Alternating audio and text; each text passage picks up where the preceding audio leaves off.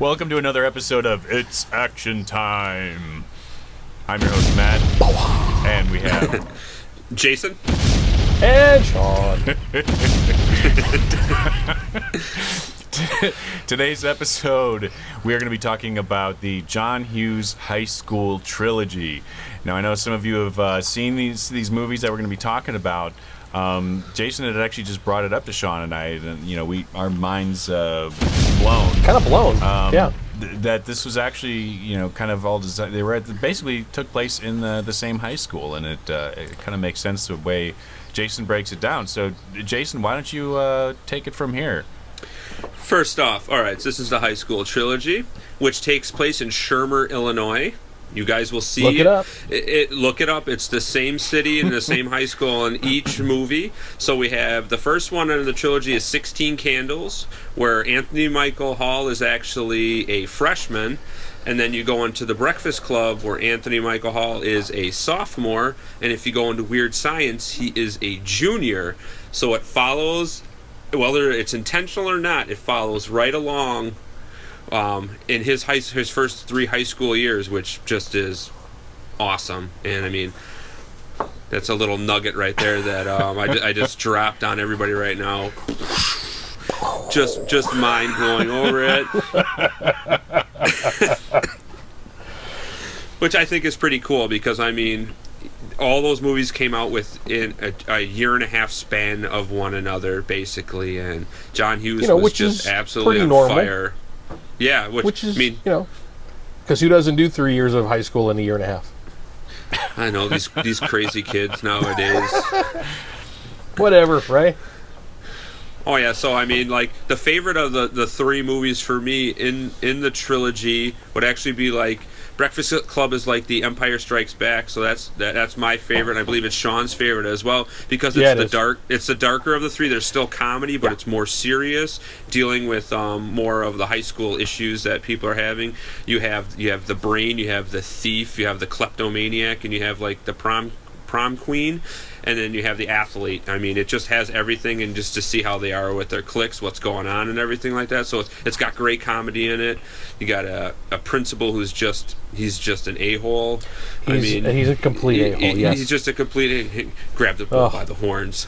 You know what I mean? So you have that with that. It's got the comedy, it's got the seriousness in it, but it like ties everything in. And then you have at the start of it, you have the 16 Candles, which is just absolutely phenomenal. Just phenomenal from the start to go. I mean, Anthony Michael Hall is the geek on the bus when you first see him, and they play the dun dun dun dun, and he's coming up on Molly Ringwald, sits down by her, and he's just trying to mac on her. Just absolutely hilarious. I mean, you get a lot of characters are introduced, like John Cusack. That was one of his first movies.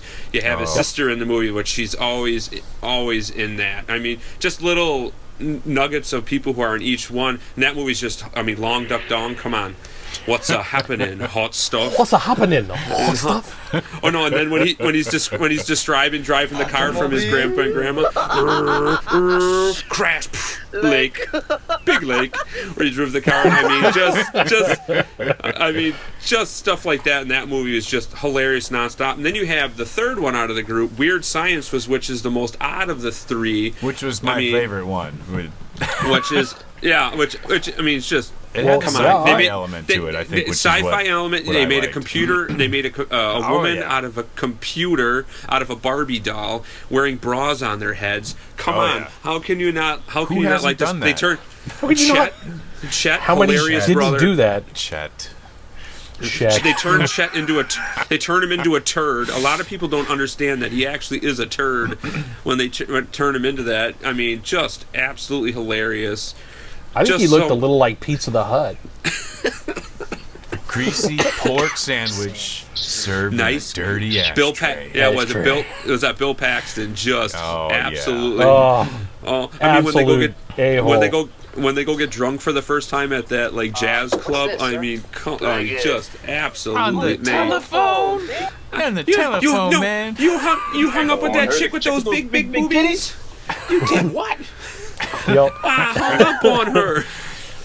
I mean, just overall in general, just a great set, classic early 80s comedy. The music in it, I mean, just soundtrack. Timeless, actually, because you can still think back and you can still hear the end of like the Breakfast Club, where you've got Judd Nelson just walking across the football field. And you can hear that. You can hear that now, even though it's 30 years later. You can still hear him when he's just like. Yep, and then you have personally, I identified a lot with Judd Nelson's character too, because that was that angst-ridden kind of like dark, brooding kind of character. That was a high school kind of deal for me. I wasn't the jock. I wasn't the nerd. I wasn't the I was that one lost little kid in high school, and he just kind of like I gravitated toward him because he was that. To me, he was the powerful character in the whole group. He kind of drove the whole movie. Yep. He was the one that he constantly got in trouble. He was the one that, hey, let's go do this. And they were like, no, we're going to get in trouble. He's like, we're already in trouble. Who cares? Let's go. Yeah. It's just, totally. I really dug his character in that. But Anthony Michael Hall just kind of, he is the glue between all three, just like you said earlier. He evolves as a character in each one. And I know you were talking about the music, but like, Spandau Ballet, the song True, it plays in 16 Candles, like right when they get in there, and that's a classic song. PM Dawn stole the whole musical set of that song to make their own song over the top of it. So I mean, it's just a timeless song like that. Just classic 80s music. You have the great characters. They all flow so well together. Like those actors and actresses were all young. They all grew up together, and Hughes just picks them. I mean, he hit home run with who he put into his movies and like the kind of stuff he was writing in them just at that time period. Just captured what the youth were thinking. Absolutely. And the music they were listening to and everything like that. I mean, it's just, the trilogy is just. I think they were listening to Simple Minds. That's a lot of fun to watch, we need too. Some Simple Minds, Jason. Oh, hey, hey, hey, hey, ooh, ooh, ooh, whoa. Yeah. There you go. It's just absolutely. If that doesn't fire you up, that should make you just, Yes, we say a lot because we enjoy it. Yeah. But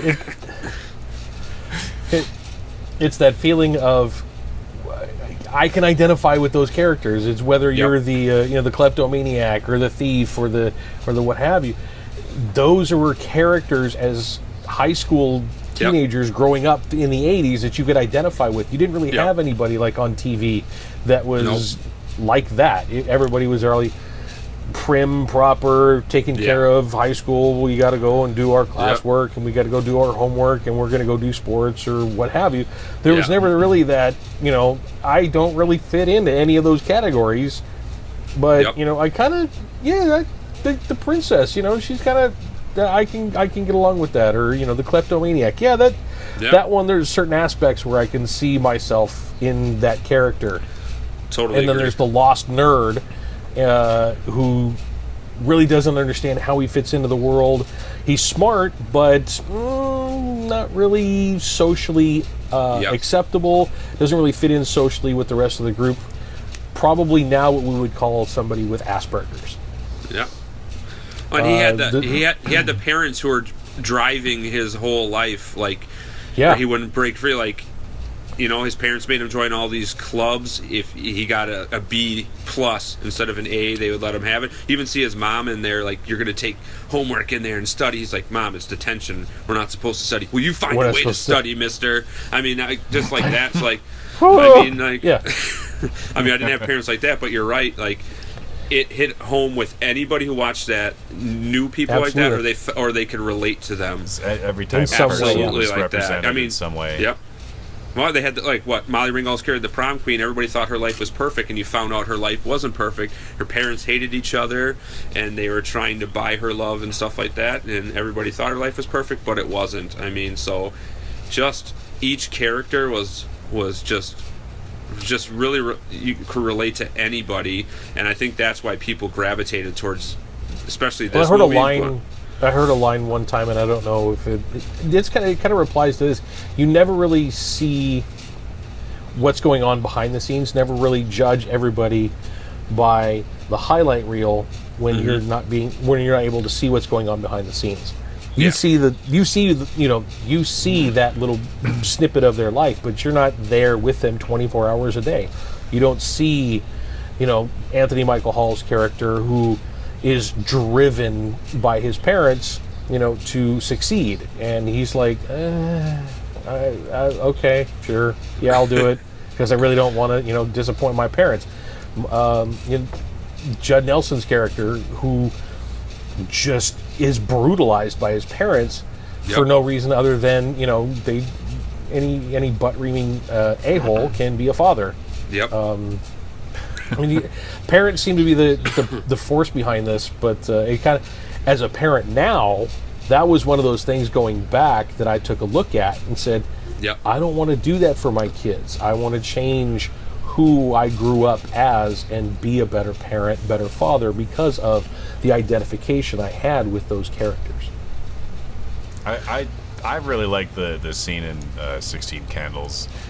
John Cusack's character, seeing him with like he's got the little radio headset on, and they're like, they've got this like, system of communication, and they're trying to sell tickets to see the panties.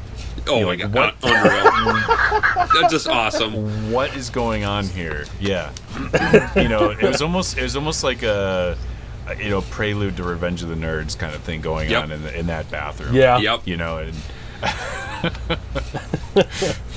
like just the ridiculousness of it. Just the using radios to communicate. And, oh my goodness. Just awesome. Well, even in that you had the nerd. You had Anthony Michael Hall, just a freshman, and then this senior Jake Ryan, who is he's trying to, the coolest guy, trying to get this girl. Hey, how do I get in touch with this girl? And Anthony Michael Hall is just like helping out the senior, like just shows up at the party with him, and he's here helping him out. And this senior's like being real nice to him, like just like. That doesn't really happen in real life, where you have this going on, where and he has the hottest girl in the school. But you know what I mean? Not when we were there. But it's just so cool. He's giving him advice on how to get this girl, and he's like, "I got her underpants." It's just like, just awesome. Dude, I paid $10 to see your underpants. It's like, that's just great. Just awesomeness all around. I mean, that is one of my favorite trilogies That's of a good all one. time. I'm going to have to watch all three of those those again and just look for the little bits that piece them all together. Oh yeah, who doesn't like Long Duck Dong? Yeah. All right, thank you everyone for tuning into this episode. Thanks, guys. It's action time. We'll see. We'll see you next time. Take care.